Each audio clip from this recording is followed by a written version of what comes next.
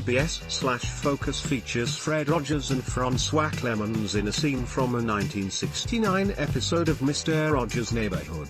When François Clemmons first met minister-turned-childhood educator Fred Rogers at a Good Friday service in the 1960s, he had no clue what was in store for him.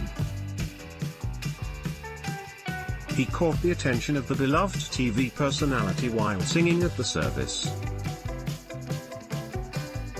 Enamored with Clemmons' operatic voice, Rogers immediately asked him to join a then-in-the-works educational kids program called Mr. Rogers' Neighborhood. The puppet-led program, he said, was billed as a children's series aimed at delivering crucial life lessons to its youthful audience. But Rogers not only wanted Clemmons to be on the show, Rogers wanted him to play a very particular character, the town policeman. As a black man who grew up in Youngstown, Ohio, Clemmons said he was less than keen on accepting the role. It may sound like I'm being overly dramatic, but it was dangerous for me to play a policeman. Dangerous emotionally with my sense of who I am as a person. A ghetto boy who grew up a bit afraid of policemen. Afraid to be alone with them. Clemmons told me over the phone ahead of the release of Morgan Neville's new documentary on Fred Rogers, Won't You Be My Neighbor? The idea that he wanted me to become one of them, one of the enemy, was a tremendous shock to me. Then, he painted it in a different light. He said, "You can become one of the helpers." There is something else that policemen do that we can emphasize. Fred was a very special man and he gave us all something we as human beings needed. Not something extraordinary that is rare, but love. François Clemmons. This was something Rogers excelled at, taking a character, situation or event and using it to teach preschool-aged children lessons about their world, a world which, much like today, was in desperate need of some kindness. If you watched Mr. Rogers' Neighborhood, you might be aware of a pivotal scene from an episode in 1969, in which Rogers soaks his feet alongside Clemmons in a kiddie pool on a hot day. It was a subtly symbolic moment. Segregation, specifically at pools, was still in place in many parts of the US. That culminated with Rogers drying off Clemmons' feet. Most young kids were probably unaware of the real weight the episode carried, its scriptural overtones, but the image of a white man tending to the needs of a black man was seared in their minds nonetheless. The pair reprised the scene in their final episode together in 1993, with Clemmons singing "Many Ways to Say I Love You." To him, it perfectly reflected Rogers' soul. "We joined together in this spiritual destiny and that's what bound us so strongly," Clemmons said. Throughout our conversation, Clemmons, 73, recounted his 25 years on the PBS program, his experience as the first African-American actor with a recurring role on a children's TV series, the incredible bond he formed with the late Rogers and his struggle to come out as a gay black actor in the 1970s. As a soon-to-be mom, Won't You Be My Neighbor made me feel all kinds of things. Have you seen it yet? Oh yes. They were very kind to me. We were all in Pittsburgh together, Joanne Rogers, Mr. McFeely, David Newell, Handyman Negri, Joe Negri, and everybody got together and we watched it. We were also out in San Francisco. And there are some activities that are going to take place that we'll all be together again. It's been a long time, but it's been most enjoyable and inspiring to be together. We stopped filming back in 2000 or 1999. It's been a long time. It's wonderful to see everybody again. What an emotional journey this film takes viewers on. Its focus on kindness and love, in a time when we're often feeling the opposite, was really powerful. Yes. Fred was a very special man, and he gave us all something we, as human beings, needed. Not something extraordinary that is rare, but love. And he had it in abundance. He taught us how incredibly available it is. It's all around us. We just have to make the decision to give love or to give judgment and criticism. He led us to understand how simple and easy it was to make that choice, over and over again. There are so many people who tell the story of how choosing love changed their lives. It certainly changed mine. You surely stood out as someone for whom Fred cared deeply. There was a great love between the two of you. So let's discuss your casting. Fred challenged racial stereotypes in media and gave children a new role model when he made you the neighborhood cop. It may sound like I'm being overly dramatic, but it was dangerous for me to want to be a policeman. Dangerous emotionally with my sense of who I am as a person, a ghetto boy who grew up a bit afraid of policemen. Afraid to be alone with them. I knew the kinds of things they were capable of, not only from gossip but from having seen some things. So the idea that he wanted me to become one of them, one of the enemy, was a tremendous shock to me. It just never crossed my mind to be a policeman. Then he painted it in a different light. He said, "You can become one of the helpers." There is something else that policemen do that we can emphasize. And it was incredibly positive. So I kind of sat back. He helped me to rethink the whole image of a policeman and the fact that there are times of great challenge and great difficulty, storms, hurricanes, tornadoes, floods, automobile accidents, when children get lost, when the people who arrive first many times are the policemen. If they are seen as helpers rather than someone who's going to cause more destruction or terror, it makes you turn to them. He said to me, "You want to be one of those people, François? You can help them to be calm, to compose themselves and to reach out and say, 'This is what I need to be articulate.' Sometimes young children are not able to remember even their names, their addresses, their phone numbers.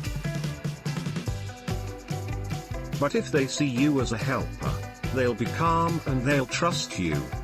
That's the kind of policeman children can trust." That meant a lot to me. What was the response you got from the children? Did you ever get to meet any of the viewers in person? Not so long ago, maybe a month ago, I actually got an email from a gentleman who said, "I am a black policeman today because of seeing you on Mr. Rogers' Neighborhood." There are 3 or 4 websites dedicated to the legacy of Fred Rogers, and I participate in them up to a certain point. I don't dominate them or anything like that, but I'm just another member and I share my feelings and ideas about what the show meant to me. This person, I shared with them how difficult it was to make that transition, but Fred helped me. This man said to me, "I'm glad to hear you say that. I'm glad you did it. Complete strangers, all my adult life, have said that to me." Officer Clemmons has meant something special to them. Not just because I'm a policeman but also because I'm a singing policeman. I sang all kinds of songs on the program. I sang for Queen Sarah, so she would invite me to the castle. I'd have my uniform on. I was all prepared to be of help, or I would celebrate a special occasion with an appropriate song. So a lot of people say, I started singing because I saw you singing on Mr. Rogers. Sometimes they'd say, I like classical music because I heard you singing it first. Now I never had a million records sell, but I've sung to millions and millions of people. I find that ironic, don't you? Yes, not only did you inspire so many children to grow up and maybe consider becoming a police officer, you inspired them to be opera singers. That's exactly what I mean. Fred Rogers made it possible for me to reach an audience that I never would have reached otherwise, never. He loved me singing American Negro spirituals. He often would say to me, François, would you sing Swing Low, Sweet Chariot, or would you sing There Is a Balm in Gilead? Then on the program I sang songs by Mozart, by Bach, by George Gershwin, whatever I wanted to sing. Franz Schubert, whatever it was that I was working on for my concert repertoire, I would sing those songs on Mr. Rogers' Neighborhood. So the kids got to hear what you would call legitimate repertoire. Fred really just encouraged me to do those kinds of engagements and to bring that repertoire to the neighborhood. Once again, the thing that always surprised me is how many in the video television media heard me sing, but I never had a top 10 solo song or career or anything like that. But everybody knows my voice.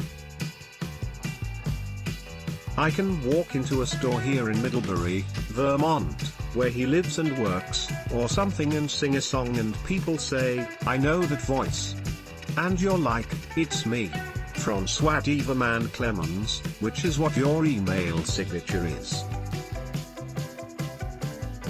Well, they started calling me that about 15 or 20 years ago. Diva, diva, diva, diva, diva. In fact, Fred used to sometimes say, oh, here comes our diva. Laughs, but he was teasing when he called me that. It was the best kind of teasing, so I didn't mind. Photos International via Getty Images. A portrait of Fred Rogers posing with a toy trolley on the set of his television show Mr. Rogers' Neighborhood in the 1980s. There is a part in the film where you talk about how you came out to Fred, and that maybe he wanted you to stay silent about your sexuality. Can you talk about the juxtaposition of him allowing you to be your true self on screen, but also asking you to remain quiet about something so personal? What you have to understand is that sex is only one part of how you express yourself. It's not the total of what the person is or what I am. There are other aspects of my personality that I have free rein of. He loved me. He had a great sense of humor. We all talk about that, but everyone didn't really get to see how he could tease you, and he allowed you to tease him. Tease him about how dreadful he sang. He had this Sprechstimme, which is a German word for speaking and singing. Generally speaking, it's not a pleasant or beautiful or bel canto sound. Well, that's what Fred was. It must be special to know that you had a certain relationship. What did that mean to have a friend on set in that way? The most important thing was he made it very clear to me that he loved me. Exclamation marks. Whatever decision I made, I would always be a part of his life. That was a powerful way of saying, you make the decision and we will live with it. He wasn't saying, you make the decision and if you make the wrong one, get out. As we talked and as I shared with him that I felt I had to be in some personal areas a gay man. But there were other things about my life that I was going to get on with. He said, fine. You just cannot talk to the press. You can't go on newspaper interviews, radio interviews, television or whatever and discuss in detail that you are a gay man. So whatever activities were happening in my sexual life had to be private. There were so many areas where I had deep satisfaction that I just completely forgot about that. It was no longer an issue. Had I been an openly gay person on Mr. Rogers' Neighborhood, that would have been the end of the program before it began. François Clemmons, you've said it was about the economics of the show, not really about, well, I mean, I'm not crazy and I understood. I grew up in Youngstown, Ohio, from the time I was 5 until I went to Oberlin for my bachelor's, and that's the Bible Belt. The Bible Belt people really, as much as they talk about love and the life of Christ, they don't love gay people. And I know that. I knew it. So I understood that if a gay person was on television, they were not going to watch that program. They were going to do everything they could to shut it down. Had I been an openly gay person on Mr. Rogers' Neighborhood, that would have been the end of the program before it began, especially in Ohio, Indiana, Illinois, Kentucky, Tennessee, all the way down to Georgia, Mississippi, Alabama.